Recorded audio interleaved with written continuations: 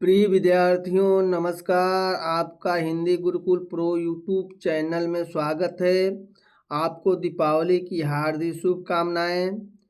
आज हम रीतकाल की महत्वपूर्ण प्रश्नों का व्याख्यात्मक हल करेंगे। मित्रों, रीतकाल से हर परीक्षा में प्रश्न पूछे जाते हैं।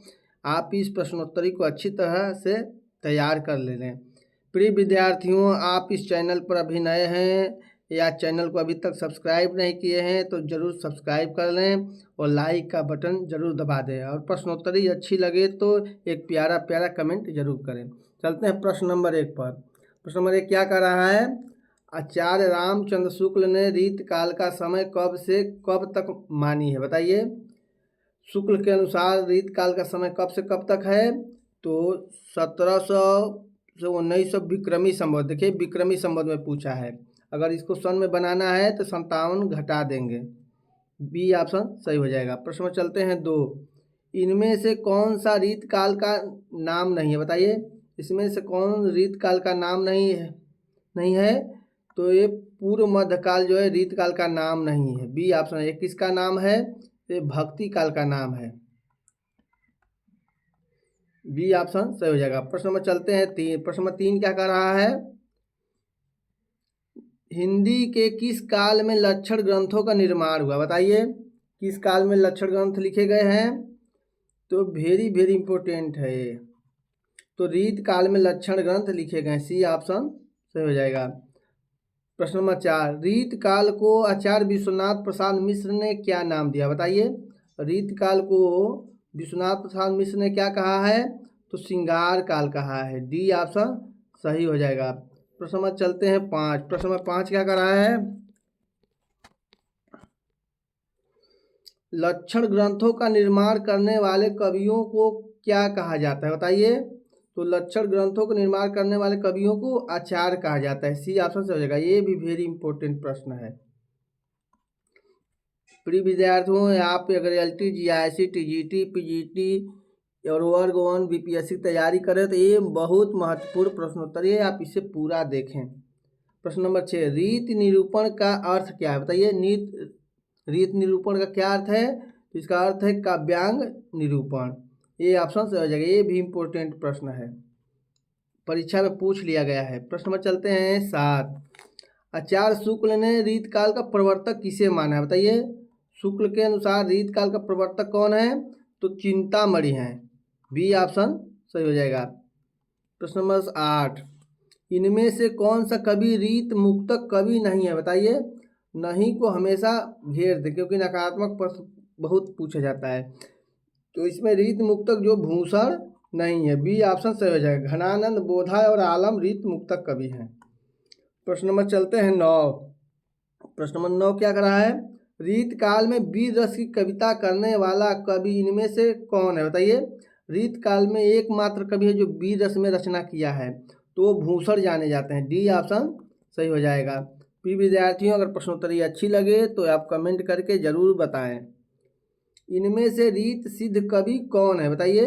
रीत सिद्ध कवि कौन है? तो इसमें रीत सिद्ध कौन है 10 का बताइए। तो बिहारी जो है रीत सिद्ध कवि माने जाते हैं। ये ऑप्शन सही हो जाएगा। प्रश्न नंबर चलते हैं 10 11। इनमें से कौन सा कवि रीतबद्ध कवि है? बताइए। रीतबद्ध कवि कौन सा है 11 का? तो 11 का हो जाएगा देव। देव जो है रीतबद्ध कवि हैं। ये ऑप्शन सही हो जाएगा। प्रश्न नंबर चलते हैं 12। भाषा भूषण के रचयिता इनमें से कौन है? बताइए। भाषा भूषण के रचयिता कौन है? तो जसवंत सिंह की रचना है भाषा भूषण। सी ऑप्शन से हो जाएगा। ये अलंकार ग्रंथ है। अलंकार ग्रंथ है, जरूर याद कर लें। प्रश्न नंबर चलते हैं 13। इनमें से रीतकाल का कौन सा कवि प्रकृति चित्रण के लिए सुविख्यात है? वेरी वेरी इंपॉर्टेंट प्रश्न है। रीतकाल का कौन सा कवि प्रकृति चित्रण के लिए जाना जाता है?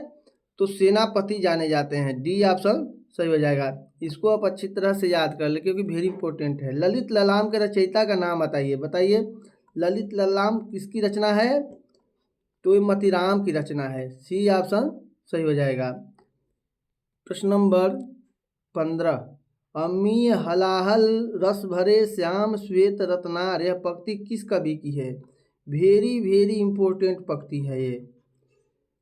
तो ये रसलीन की पंक्ति है, बी ऑप्शन सही हो जाएगा। अमी हलाहल मद भरे श्याम से रत्नारे रसलीन की पंक्ति है। इनमें से सत्सई किस कवि ने नहीं लिखी है, बताइए किस कवि ने सत्सई नहीं लिखी है। तो बिहारी ने तो सत्सई लिखी है, रमतीराम ने भी सत्सई लिखी है, बृंद ने भी सत्सई लिखी है, लेकिन घनानंद ने कोई सत्सई नहीं लिखा है। डी ऑप्शन सही हो जाएगा। ये भी इम्पोर्टेंट प्रश्न है क्योंकि पूछा जाता है। चलते हैं प्रश्न नंबर 17। प्रश्न नंबर 17 क्या कर रहा है,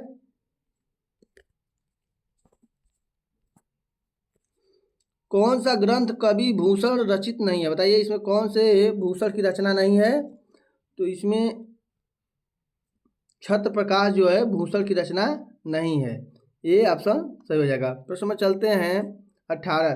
देव माया प्रपंच नाटक के रचयिता कवि कौन है, बताइए। देव माया प्रपंच जो है नाटक है, इसके रचयिता कौन है, तो देव हैं, बी ऑप्शन सही हो जाएगा। प्रश्न में चलते हैं 19। छत्र प्रकाश किस कवि की कृति है, बताइए। छत्र प्रकाश किसकी कृति है, तो लाल कवि की कृति है, सी ऑप्शन सही हो जाएगा। ये रीतकाल की महत्वपूर्ण प्रश्नोत्तरी है, इसे अच्छी तरीके से याद कर अपनी तैयारी को मजबूत करें। नैन नचाए कही मुस्काए लला फिर अइहो खेलन होरी, यह पंक्ति किस कवि की है, बताइए। जब होली और फाग त्योहारों का वर्णन किया जाए तो पद्माकर जाने जाते हैं, सी ऑप्शन सही हो जाएगा। भवानी विलास किस कवि की रचना है, बताइए। भवानी विलास किसकी रचना है, तो देव कवि की रचना है, ये ऑप्शन सही हो जाएगा। प्रश्न में चलते हैं 22। इनमें से कौन सी रचना मतिराम की नहीं है, बताइए। मतिराम की कौन सी रचना नहीं है, तो रसिक प्रिया जो है मतिराम की रचना नहीं है, किसकी है, तो केशव दास की है। चलते हैं प्रश्न नंबर 23। इनमें से कौन सी रचना केशव दास की नहीं है, बताइए। कौन सी रचना केशव दास की नहीं है। देखिए नहीं वाला प्रश्न बहुत पूछा जाता है यूपी टीजीटी पीजीटी बीपीएससी में। तो इसमें कौन सी नहीं है, तो रस रहस्य केशवदास की रचना नहीं है। ये किसकी रचना है, तो एक कुलपति मिश्र की रचना है, कुलपति मिश्र की रचना है। प्रश्न में चलते हैं 24। प्रश्न नंबर 24 क्या कर रहा है, जन्म ग्वालियर जानिए मथुरा बसी ससुराल, यह पंक्ति किस कवि के विषय में है, बताइए। प्रश्न नंबर 24 का किसके विषय में है, तो बिहारी ने अपने रचना में लिखा है, बी ऑप्शन सही हो जाएगा।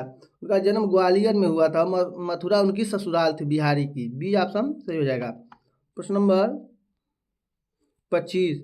जयपुर नरेश प्रताप शाही के दरबार में रहने का श्रेय किस कवि को मिला है, बताइए। जयपुर के राजा थे प्रताप शाही, उनके दरबार में कौन रहने का श्रेय किसको है, तो पद्माकर को है, बी ऑप्शन सही हो जाएगा। प्रश्न नंबर चलते हैं 26। प्रश्न नंबर 26 क्या कर रहा है, इनमें से कौन सा कवि इटावा का निवासी माना जाता है, वेरी वेरी इंपॉर्टेंट है, पूछा गया है प्रश्न। इटावा का कौन सा निवासी कवि है, तो देव, देव इटावा के निवासी माना जाता है, डी ऑप्शन सही हो जाएगा। प्रश्न नंबर चलते हैं 27। रामचंद्राभरण, रामचंद्राभरण नामक अलंकार ग्रंथ के रचयिता कौन है, बताइए। तो गोप कवि हैं, बी ऑप्शन सही हो जाएगा। रामचंद्राभरण कौन कैसा ग्रंथ है, तो अलंकार ग्रंथ है। प्रश्न नंबर 28। व्यंग्यार्थ कौमुदी के रचनाकार का नाम बताइए। व्यंग्यार्थ कौमुदी किसकी रचना है, तो प्रताप शाही की रचना है, बी ऑप्शन सही हो जाएगा 28 का बी। चलते हैं 29। 29 क्या कर रहा है,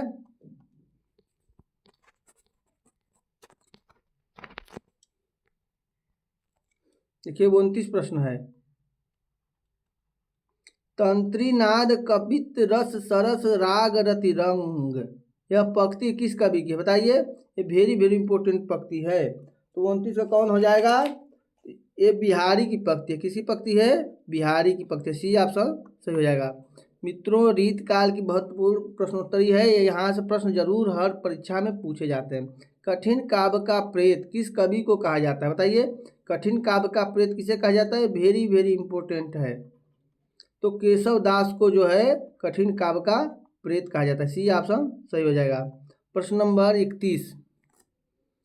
त्यों मलेच्छ वंश पर सेज शिवराज हैं। यह पंक्ति के रचयिता कवि कौन है बताइए, कौन है? 31 का कौन सा हो जाएगा? तो भूषण की रचना है, बी ऑप्शन सही हो जाएगा। प्रश्न नंबर चलते हैं 32। प्रश्न नंबर 32 क्या कर रहा है? रीत मुक्तक स्वच्छंदतावादी कवि इनमें से कौन है बताइए। रीत मुक्तक को ही स्वच्छंदतावादी कवि कहा जाता है, इसमें कौन है? तो घनानंद रीत मुक्तक कवि और स्वच्छंदतावादी माने जाते हैं, ये ऑप्शन सही हो जाएगा। मित्रों, ये प्रश्नोत्तरी कैसी लग रही है आप कमेंट करके ज़रूर बताएं। जो प्रिय भाई बहन अभी तक इस चैनल को सब्सक्राइब नहीं किए हैं तो सब्सक्राइब जरूर कर लें। प्रश्न नंबर 33, लक्षण ग्रंथ का अभिप्राय इनमें से क्या है बताइए। लक्षण ग्रंथ का क्या अभिप्राय होता है? 33 को बताइए। तो होता है काव्यांग निरूपण ग्रंथ, ये ऑप्शन सही हो जाएगा, ये भी इम्पोर्टेंट प्रश्न है। प्रश्न नंबर 34, यद्यपि सुजात सुलक्षणी सुवर्ण सरस सुब्रीत भूषण बीनु न विराजही कविता बनिता मित। यह दोहा किस कवि का है बताइए। बहुत बहुत इम्पोर्टेंट दोहा है, एक पंक्ति है, बताइए किसका है। 34 का कौन सा हो जाएगा? तो केशव दास का दोहा है, केशव दास का दोहा है, ए ऑप्शन सही हो जाएगा। प्रश्न में चलते हैं 35, भानुदत्त की रसमंजरी। देखिए रसमंजरी किसकी रचना है? भानुदत्त की है। के आधार पर रीति आचार्यों ने किस प्रकार के ग्रंथों की रचना की है बताइए। किस ग्रंथों की रचना की है उसके आधार पर? तो नायिका भेद ग्रंथों की रचना हुई है रसमंजरी के आधार पर, सी ऑप्शन सही हो जाएगा। प्रश्न में चलते हैं 36, इत आवत चली जात उत चली छ सातक हाथ। यह पंक्ति किस कवि की है? तो बिहारी कवि की ये पंक्ति है, सी ऑप्शन सही हो जाएगा। प्रश्न में चलते हैं 37। प्रश्न 37 क्या कर रहा है? इनमें से कौन सी विशेषता सामान्यतः रीतकालीन काव्य की नहीं है बताइए। रीत काव्य की कौन सी विशेषता इसमें से नहीं है? तो रीत काल में रीत निरूपण ग्रंथ लिखे गए हैं, चमत्कार का प्रदर्शन हुआ है और श्रृंगार की बहुत प्रमुखता थी, लेकिन राष्ट्रीय भावना उसमें नहीं थी, सी ऑप्शन सही हो जाएगा। प्रश्न नंबर चलते हैं 38, बनन में बागन में बगरो बसंत है। बगन में बागन में बगरो बसंत है, यह पंक्ति रीतकालीन कवि की बताइए किसकी ये पंक्ति है। बगन में बागन में बगरो बसंत है, तो बसंत ऋतु का, ऋतु के लिए कौन जाने जाते हैं? सेनापति जाने जाते हैं, ऋतु का वर्णन किया है। प्रश्न नंबर 39। प्रश्न नंबर 39 क्या कर रहा है?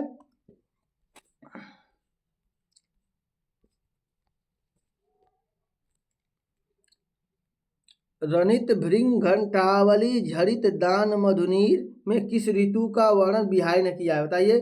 किसका वर्णन किया है बिहारी ने इस पंक्ति में? तो बसंत ऋतु का वर्णन किया है, डी ऑप्शन सही हो जाएगा। प्रश्न में चलते हैं 40,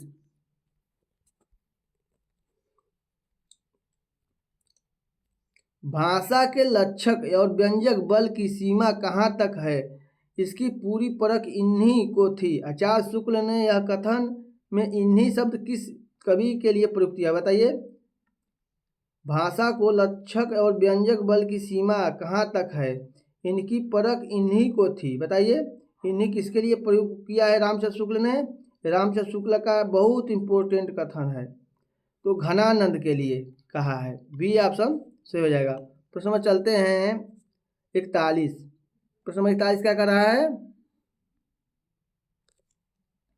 प्रेम मार्ग का ऐसा धीर पथिक और जबादानी का ऐसा दावा करने वाला ब्रज भाषा का दूसरा कवि नहीं हुआ। यह कथन किस आलोचक का है? देखिए हर परीक्षा में कथन से 2-4 प्रश्न जरूर आते हैं, तो कथनों पर जरूर आप ध्यान दें। किसका कथन है? तो रामचंद्र शुक्ल का कथन है, डी ऑप्शन सही हो जाएगा। प्रश्न में चलते हैं 42। वेरी वेरी इंपॉर्टेंट पंक्ति है, ये पूछ ली गई है, यूपी टीजीटी 2021 में पूछी गई पंक्ति है। अति सुधो स्नेह को मार्ग है जहाँ नेक सयानप बांक नहीं, बताइए किसकी पंक्ति है? अति सुधो स्नेह का मार्ग है, तो ये घनानंद की पंक्ति है, डी ऑप्शन सही हो जाएगा। प्रश्न में चलते हैं 43। यह प्रेम का पंथ कराल महा तरवार की धार पे धावन है। यह पंक्ति का रचयिता कवि कौन है? किसने कहा था कि यह प्रेम जो है तलवार की धार पे चलने के बराबर है। इसका अर्थ है प्रेम जो है तलवार की धार पे चलने के बराबर है। किसने कहा था? तो बोधा ने कहा था। बी ऑप्शन सही हो जाएगा। वेरी वेरी इंपॉर्टेंट पंक्ति है, ये पूछ ली गई पंक्ति है। प्रश्न नंबर 44, नैनन में सदा रहते जिनकी तिनकी अब कान कहानी सुनो करो, यह पंक्ति के रचयिता कवि इनमें से कौन है? बताइए। पंक्तियों से बहुत प्रश्न पूछे जाते हैं, मिलान करने के लिए भी ऐसे भी। तो ये आलम की रचना है। किसकी रचना है? आलम की। बी ऑप्शन सही हो जाएगा। प्रश्न नंबर चलते हैं 45, इनमें से कौन सा ग्रंथ केशव का नहीं है? बताइए। केशव दास का कौन सा इसमें ग्रंथ नहीं है? तो भाषा भूषण केशव का ग्रंथ नहीं है। किसका ग्रंथ है? ये जसवंत सिंह का ग्रंथ है। प्रश्न नंबर चलते हैं 46, प्रश्न 46 क्या कर रहा है? किस कवि की संवाद योजना को सर्वश्रेष्ठ माना गया है? बताइए। किसकी संवाद योजना को सर्वश्रेष्ठ माना गया है? तो केशव दास की संवाद योजना को सर्वश्रेष्ठ माना गया है। केशव किसके लिए जाने जाते हैं? इनको केशव दास को कौन सा कवि कहा जाता है? इनकी बहुत भाषा क्लिष्ट थी, इसीलिए इनको कठिन काव्य का प्रेत कहा जाता है। रसराज और ललित ललाम ग्रंथों के रचयिता कवि का नाम है? बताइए। रसराज और ललित ललाम किसके ग्रंथ हैं? तो मतिराम के ग्रंथ है। ये ऑप्शन सही हो जाएगा। 47 का ये। चलते हैं प्रश्न नंबर 48। प्रश्न नंबर 48 क्या कर रहा है?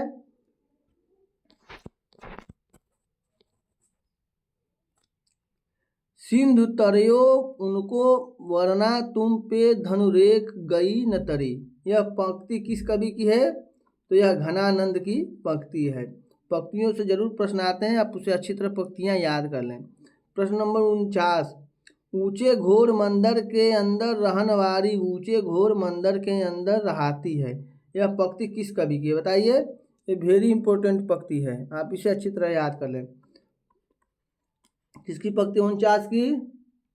बताइए। तो भूषण की पंक्ति है। सी ऑप्शन सही हो जाएगा। प्रश्न में चलते हैं, भूषण का कौन सा ग्रंथ इनमें रीत ग्रंथ है? बताइए। कौन सा इसमें रीत ग्रंथ है? 50 का तो जो शिवराज भूषण है ये रीत ग्रंथ है। ये ऑप्शन सही हो जाएगा। प्रश्न में चलते हैं 51, किस कवि की पालकी में बुंदेलखंड के राजा के एक शासक ने अपना कंधा लगाया था? ये वेरी वेरी इंपॉर्टेंट प्रश्न है, पूछ लिया गया प्रश्न है। किस कवि की पालकी में बुंदेलखंड के शासक ने अपना कंधा लगाया था? बताइए। तो भूषण की पालकी में जो है कंधा लगाए थे, उसी पर भूषण ने कहा था कि शिवा को बखानो के बखानो छत्रसाल को। छत्रसाल ने कंधा लगाया। किसने लगाया था? राजा छत्रसाल ने कंधा दिया था इनकी पालकी में। प्रश्न नंबर चलते हैं 52, शिवराज भूषण में अलंकारों की संख्या कितनी है? बताइए कितनी है?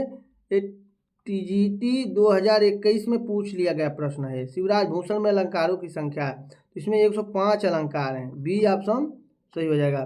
मित्रों, ये प्रश्नोत्तरी कैसी लग रही है आप कमेंट करके जरूर बताएं। ये रीत काल के सभी महत्वपूर्ण प्रश्नोत्तरी हैं। प्रश्न नंबर 53, बतरस लालच लाल की मुरली धरी लुकाए, सौ न करे भवहनु हंसे दैन कहे नट जाए, कौन सा रस है? वेरी वेरी इंपॉर्टेंट है। इसमें कौन सा रस है? तो इसका श्रृंगार रस है। बी ऑप्शन सही हो जाएगा। कृष्ण और गोपियों का वर्णन है, गोपियां उनकी मुरली को लुकवा लेती है, चुरा लेती हैं। भाषा की समास शक्ति और कल्पना की संहार शक्ति का सर्वाधिक उपयोग इनमें से किस कवि ने किया? बताइए। किसने किया है? तो बिहारी ने किया है। सी का ऑप्शन सही हो जाएगा। बिहारी ही की भाषा में समास शक्ति और कल्पना की संहार शक्ति, इसलिए इनको क्या कहा जाता है? गागर में सागर भरने वाला कवि कहा जाता है। इनमें से सर्वाधिक टीकाएं किस पुस्तक पर उपलब्ध होती हैं? बताइए। सर्वाधिक टीकाएं किस पुस्तक पर लिखी गई हैं? तो बिहारी सतसई पर लिखी गई हैं। बी ये ऑप्शन सही हो जाएगा। बिहारी सतसई में कितने दोहे हैं? तो 713 दोहे हैं। अगर 713 ऑप्शन में न हो तो 719 लगाइएगा, दोहे हैं। प्रश्न चलते हैं 56, नहीं पराग नहीं मधुर मधु नहीं विकास ही काल, यह पंक्ति किस कवि के? वेरी वेरी इंपॉर्टेंट पंक्ति है ये। किसकी ये पंक्ति है? नहीं पराग नहीं मधुर मधु नहीं विकास ही काल। तो बिहारी की प्रथम दोहा है, बिहारी की पंक्ति है। इसी दोहा को लिखकर राजा जय सिंह के दरबार में भेजे थे बिहारी ने, तो राजा जय सिंह ने इसे अपना दरबारी कवि बना लिया था। प्रश्न नंबर 57, जहांगीर जस चंद्रिका के रचयिता कवि का नाम क्या है? बताइए। जहांगीर जस चंद्रिका किसकी रचना है? तो केशव दास की रचना है। इसी ऑप्शन सही हो जाएगा। प्रश्न में चलते हैं 58, लक्षण ग्रंथों की परंपरा में अंतिम प्रसिद्ध कवि इनमें से कौन है? बताइए। 58 का कौन सा है? तो लक्षण ग्रंथकारों की रचना का अंतिम प्रसिद्ध कवि है पद्माकर। बी ऑप्शन सही हो जाएगा। प्रश्न में चलते हैं 59, इश्क लता के रचनाकार का नाम बताइए। इश्क लता बताइए किसकी रचना है? तो बोधा की रचना है। किसकी रचना है? बोधा की रचना है। मित्रों, अभी तक आप चैनल को सब्सक्राइब नहीं किए हैं तो सब्सक्राइब कर लें और लाइक का बटन जरूर दबा लें। प्रश्न नंबर 60, बहुत इंपॉर्टेंट पंक्ति है। तुलसी गंग दुओ भये सुकविन के सरदार। तुलसी और गंग कवि को किसने सुकविन के सरदार कहा है? तो भिखारी दास ने कहा है। सी ऑप्शन सही हो जाएगा। ये भिखारी की पंक्ति है, तुलसी गंग दुओ भये सुकविन के सरदार। वेरी वेरी इंपॉर्टेंट है। प्रश्न नंबर 61, पद्माकर की पद्माभरण का वर्ण विषय क्या है? बताइए। पद्माभरण का वर्ण विषय क्या है? तो ये अलंकार निरूपण ग्रंथ है, अलंकार ग्रंथ है। डी ऑप्शन सही हो जाएगा। प्रिय विद्यार्थियों, ये प्रश्नोत्तरी कैसी लग रही है? आप लाइक की बटन दबाकर जरूर बताएं। चलते हैं प्रश्न नंबर 62, रीत मुक्त धारा में इनमें से किससे प्रमुखता मिलती है? बताइए। रीत मुक्त धारा में इनमें से किससे प्रमुखता मिलती है? तो श्रृंगार रस चित्रण में प्रमुखता मिलती है। ए ऑप्शन सही हो जाएगा। प्रश्न नंबर 63, प्रश्न नंबर 63 क्या कर रहा है? रीत काल के किस कवि ने श्रृंगार वीर और भक्ति रस की रचनाएं लिखी है? बताइए। श्रृंगार भी लिखा है, वीर भी लिखा है, वीर रस की रचनाएं लिखा है, भक्ति रस की रचनाएं लिखा है। तो इसके लिए पद्माकर जाने जाते हैं। सी ऑप्शन सही हो जाएगा। प्रश्न नंबर 64, भाषा भूषण के रचयिता का नाम क्या है? बताइए। भाषा भूषण किसकी रचना है? तो जसवंत सिंह की रचना है। कैसा ग्रंथ है? देखिए इसमें भूषण लगा है तो ये जान जाइए अलंकार ग्रंथ है। कैसा ग्रंथ है? अलंकार ग्रंथ है। पूछा गया प्रश्न है, वेरी वेरी इंपॉर्टेंट है। प्रश्न नंबर 65, इनमें से कौन सा कवि रीत मुक्तक धारा का नहीं है? बताइए। नहीं को हमेशा आप घेर लें। कौन सा रीत मुक्तक धारा का नहीं है? तो रसलीन जो है रीत मुक्तक धारा के नहीं है। बोधा ठाकुर आलम ये सभी रीत मुक्तक कवि हैं। तो ए ऑप्शन सही हो जाएगा। प्रिय विद्यार्थियों, ये प्रश्नोत्तरी कैसी लग रही है? आप कमेंट करके ज़रूर बताएं। आप LTGRC की तैयारी कर रहे हैं तो ये रीत काल का प्रश्न जरूर तैयार कर लें। इनमें से कौन रीत काव्य का भेद नहीं है? बताइए। रीत काव्य की कौन सा भेद नहीं है? भेद मतलब विशेषता नहीं है। बताइए। नहीं, विशेषता नहीं, भेद नहीं है। रीत काल के भेद के अंतर्गत नहीं आता। ठीक है, रीतबद्ध है, रीत मुक्त है और रीत सिद्ध है, लेकिन रीत भुक्त नहीं है। यही बी ऑप्शन गलत है। प्रश्न नंबर 67, रीत काल में रचित अधिकांश काव्य इनमें से किस प्रकार का है? बताइए। रीत काल में अधिकांश काव्य किस प्रकार के रचे गए हैं, लिखे गए हैं? तो रीत मुक्तक लिखे गए हैं। ए ऑप्शन सही हो जाएगा। प्रश्न नंबर 68, प्रश्न नंबर 68 क्या कर रहा है? बिहारी सतसई पर किसका प्रभाव नहीं है? बताइए। वेरी वेरी इंपॉर्टेंट प्रश्न है। बिहारी सतसई रचना पर किसका प्रभाव नहीं है? तो गीत गोविंद का प्रभाव नहीं है। देखिए, बिहारी सतसई पर किसका प्रभाव माना जाता है? औरुमक शतक का, आर्या शतक, सप्तशती का और गाथा सब, ये तीनों का प्रभाव माना जाता है, लेकिन गीत गोविंद का प्रभाव नहीं माना। ये ऑप्शन सही हो जाएगा। प्रश्न में चलते हैं 69, इनमें से कौन सा ग्रंथ रीत ग्रंथ नहीं है? बताइए। इसमें कौन रीत ग्रंथ नहीं है? 69 का बताइए कौन सा रीत ग्रंथ नहीं है? तो बिहारी सतसई जो है रीत ग्रंथ नहीं है। बी ऑप्शन सही हो जाएगा। प्रश्न में चलते हैं 70, रीतबद्ध कवियों की तुलना में घनानंद का श्रृंगार वर्णन अधिक आकर्षक है, क्योंकि वह कैसे हुआ है बताइए। रीतबद्ध कवियों में घनानंद का जो श्रृंगार वर्णन है बहुत आकर्षक है। कैसा था उनका श्रृंगार वर्णन? तो रसानुभूत एवं स्वच्छंद है उनका श्रृंगार वर्णन। डी ऑप्शन सही हो जाएगा। प्रश्न नंबर 71, इन कवियों को रचना काल के आरोही क्रम में व्यवस्थित कीजिए। देखिए आरोही क्रम जरूर पूछता है, रचनाकार का और रचनाओं का भी, आप उससे अच्छी तरीके से तैयार कर दें। सबसे पहले कौन आएंगे 71 में बताइए? तो 71 सबसे पहले आएंगे इसमें बिहारी। बिहारी किसमें? पहला में देखिए बिहारी इसमें है, तब देव आएंगे, तब घनानंद, तब पद्माकर। बी ऑप्शन सही हो जाएगा। प्रश्न नंबर चलते हैं 71 के बाद 72। 72 क्या कर रहा है? रचना काल के आरोही क्रम में इन ग्रंथों को व्यवस्थित कीजिए। बताइए, ये ग्रंथ को आपको आरोही क्रम में लगाना है। देखिए प्रश्नों का जो कठिन स्तर पूछता है तो ऐसे ही प्रश्न पूछ लेता है। तो रचना काल का आरोही क्रम कौन सा हो जाएगा 72 का? तो इसमें बिहारी थे, बिहारी सतसई, तब शब्द रसायन, तब सुजान सागर घनानंद का, तब पद्मा भरण पद्माकर का। ये ऑप्शन सही हो जाएगा, यही आरोही क्रम सही है। प्रश्न में चलते हैं 73।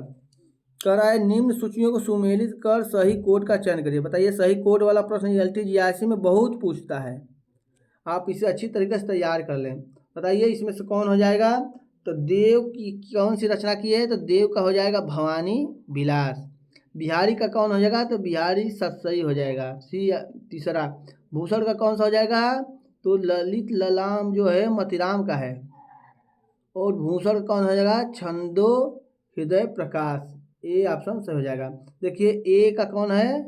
4, और बी का कौन है? 3। ए का देखिए 4 यहाँ है और बी का देखिए 3 यहाँ है। सी ऑप्शन सही हो जाएगा। मित्रों कूट वाला प्रश्न जरूर आप अच्छी तरह से तैयार कर लें। केशव दास का कौन सा ग्रंथ लक्षण ग्रंथ है? बताइए कौन सा इसमें लक्षण ग्रंथ है? तो कवि प्रिया जो है लक्षण ग्रंथ। बी ऑप्शन सही हो जाएगा। प्रश्न में चलते हैं 75। मित्रों अभी तक जो इस चैनल को सब्सक्राइब नहीं किए हैं तो सब्सक्राइब कर लें और लाइक करना ना भूलें। शिवा बावनी, शिवा बावनी में किसके शौर्य की गाथा है? बताइए, शिवा बावनी में किसके शौर्य की गाथा है, किसकी वीरता की कहानी है?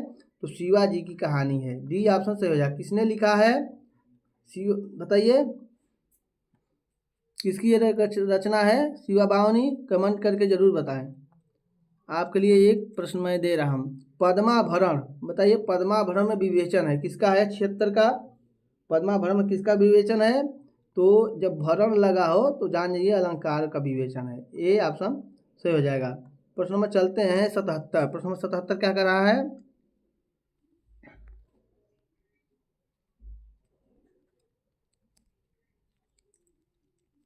निम्न सूचियों को सुमेलित करते हुए सही कोड का चयन कीजिए। देखिए हर प्रकार के प्रश्नों को आपको सामना करना पड़ेगा।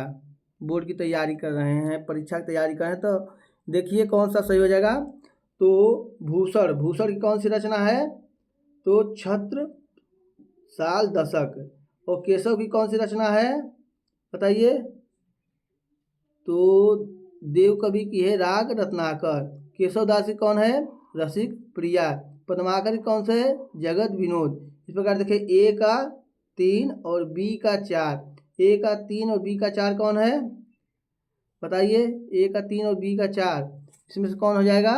देखिए यहाँ डी ऑप्शन सही है। ए का जो 3 है और बी का 4 है, डी ऑप्शन सही हो जाएगा। प्रश्न में चलते हैं 78। हिम्मत बहादुर बिरदावली के रचनाकार इनमें से कौन है? बताइए, हिम्मत बहादुर बिरदावली किसकी रचना है 78 का? तो हो जाएंगे ये पद्माकर की रचना है। बी ऑप्शन सही हो जाएगा।